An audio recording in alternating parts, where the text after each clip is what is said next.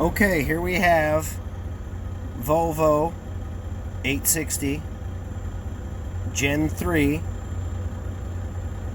ignition switch faceplate removal. Here we go. So we got this first piece right here,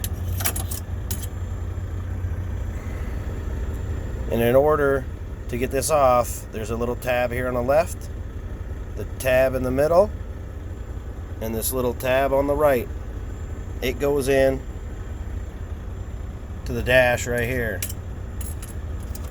So you'd probably have to have this door open, but in order to put it back in, you gotta shove it in that little hole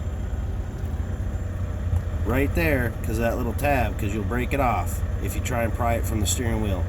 You gotta start on the left hand side back here, pop it out, and then stick your little pry tool in there and pop that out. Once you get that out of the way,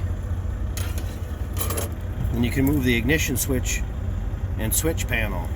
There'll be a screw right here that will screw into right there. This is my nice little shank dash panel, door panel removal tool. So on the back of this,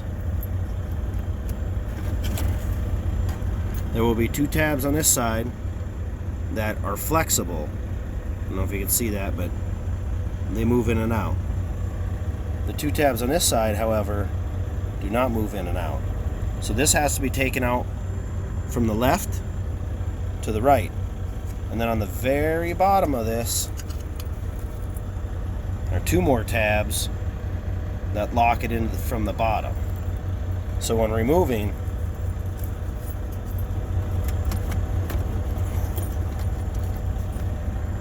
you'd remove that screw, and then you would pry up on this left side, pop that out, and then pry up right here underneath the ignition switch on both sides, using that little tool to push it in there and pop it up. And then you would rotate it out of the dash this way, and then it would pop out of the right hand side. So I'm going to put it back in so you can see what it looks like. But this ring right here, that's a metal ring. You just put a pair of pliers on it, and then you can just spin that right off of there, and the ignition just falls out the back, and then you just unplug it, replace it, put it back in. Pretty simple. So we'll push this back in here.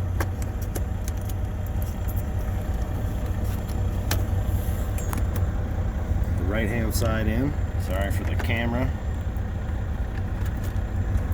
That'll pop right in there. And the bottom will pop in, and then the right will pop in. It just clicks right back into its hole. You put the screw in, and then you put your dash piece back in. Pretty simple. Thank you for your time.